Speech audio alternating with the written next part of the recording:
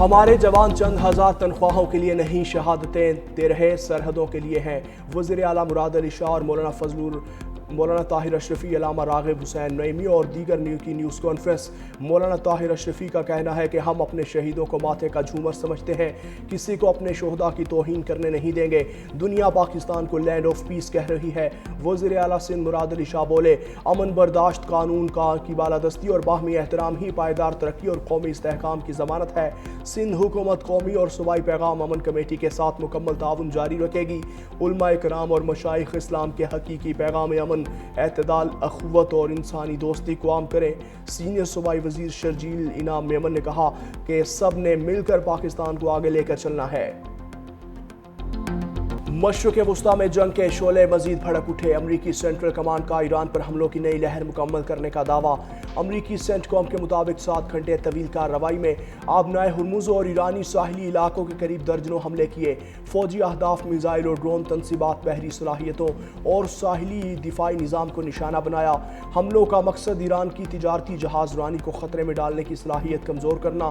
ایرانی میڈیا کا کہنا ہے کہ صوبے سیستان اور بلوچستان کے علاقے بمپور میں فوجی اڈے اور رہائشی بیرکوں پر بھی حملے ہوئے، تاہم جانی نقصان سے متعلق تاحال کوئی سرکاری تصدیق سامنے نہیں آئی۔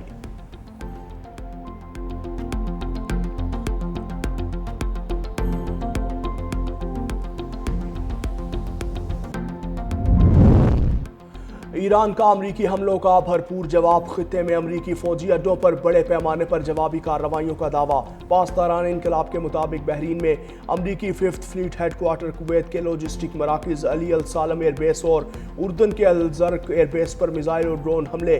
کمانڈ سینٹر، ایندھن کے ذخائر، فوجی تنصیبات اور MQ-9 ڈرونز کو بھی نشانہ بنایا۔ حملوں کے دوران بحرین اور کویت میں خطے کے سائرن بج اٹھے۔ کویت، بحرین اور اردن کا متعدد میزائل اور ڈرونز تباہ کرنے کا دعویٰ۔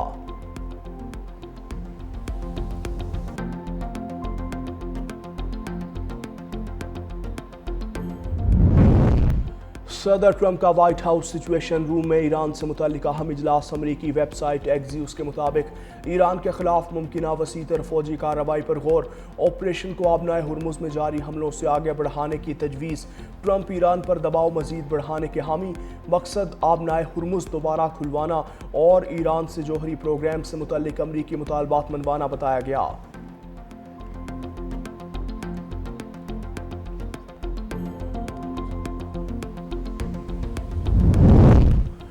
ٹرمپ کی بیان بازی کا جواب عملی اقدامات سے دیں گے۔ ایرانی صدر مسعود پزشکیان کا جوابی رد عمل۔ کہا، اپنی سرزمین کے ایک ایک انچ کا دفاع کریں گے۔ خود کو فوج سے الگ نہیں سمجھتا، اسے اپنا اعزاز اور فخر کا باعث مانتا ہوں۔ ایران کی فوجی کا بھرپور انداز میں دفاع کرتا ہوں۔ ایرانی حکومت فوج میں شگاف ڈالنے کی بات کرنے والا اسرائیل کا موقف بیان کرتا ہے۔ محاذ جنگ پر جا کر لڑنے کے لیے تیار ہوں۔ شہادت سے ڈرنے کی بجائے اسے عظیم ترین کامیابی اور اعزاز سمجھتا ہوں۔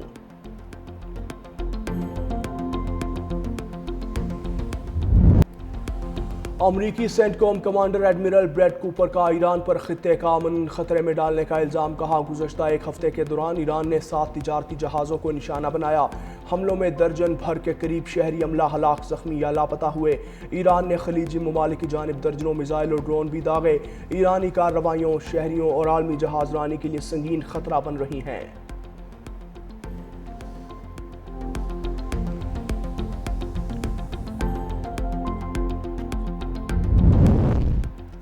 امریکی وزیر جنگ پیٹ ہیگزت کا عراق سے ایران نواز ملیشیاؤں کو غیر مسلح کرنے کا مطالبہ۔ عراقی وزیر اعظم علی الزید سے ملاقات میں کہا کہ عراق کو اپنی خود مختاری کا مؤثر استعمال کرنا ہوگا۔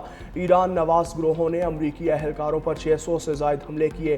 داعش مخالف کارروائیوں میں عراقی سیکیورٹی فورسز کو قیادت سنبھالنی چاہیے۔ محفوظ اور مستحکم عراق سے تجارتی اور دفاعی تعاون مزید مضبوط ہوگا۔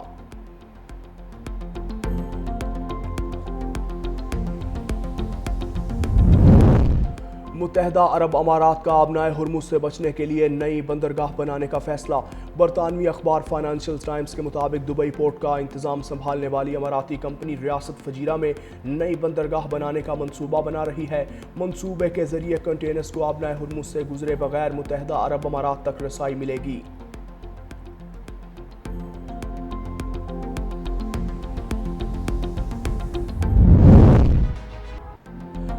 بلوچستان میں امن دشمنوں پر زمین تنگ ہو گئی، فتنہ الخوارج کے خلاف آپریشن شبان جاری، مزید 3 دہشت گرد مارے گئے۔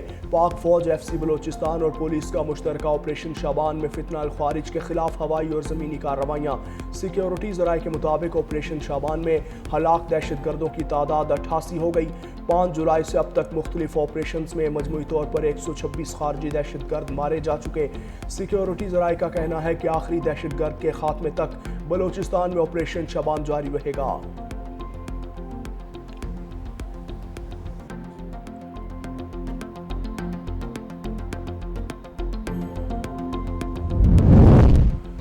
چیئرمین پیپلز پارٹی بلاول بھٹو کی آزاد کشمیر میں احتجاج ختم کر کے مذاکرات کی دعوت، کہا پیپلز پارٹی ہر دور میں کشمیری عوام کے ساتھ کھڑی رہی، احتجاج ہمیشہ کے لیے نہیں ہوتے، آئیں بات چیت سے مسائل حل کریں۔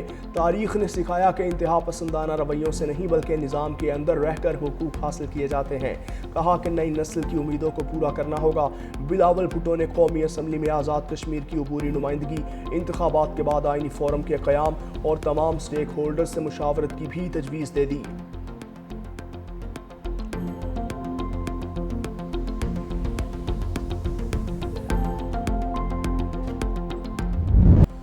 پاکستان اسٹاک ایکسچینج میں کاروبار کا تیزی سے آغاز، ٹرمپ کی جانب سے آبنائے ہرمز پر ٹیکس عائد کرنے کا فیصلہ واپس لینے کے بعد سرمایہ کار متحرک، 100 انڈیکس میں 351 پوائنٹس کا اضافہ، انڈیکس 1,73,870 پوائنٹس پر ٹریڈ کرنے لگا۔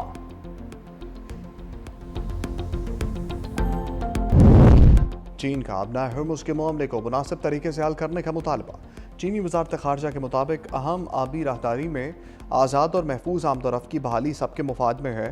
UN secretary general Antonio Guterres کی بھی امریکہ اور ایران سے دوبارہ مذاکرات شروع کرنے کی appeal.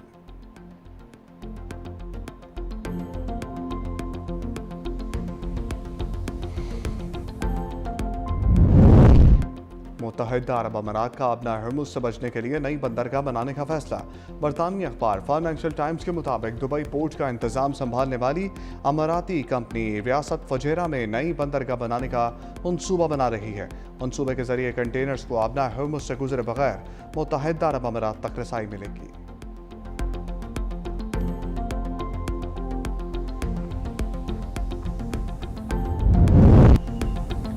Field marshal Asim Munir کا دورہ ترکیہ، سیاسی عسکری قیادت سے اعلیٰ سطح کی ملاقاتیں، فیلڈ مارشل کی ترک صدر رجب طیب اردوان سے ملاقات، پاک ترک دفاعی تعاون، دفاعی صنعت میں اشتراک، علاقائی سلامتی پر گفتگو، مشرق وسطیٰ کی صورتحال پر بھی تبادلہ خیال، دونوں ممالک کا اسٹریٹجک شراکت داری کو مزید وسعت دینے پر بھی بات چیت۔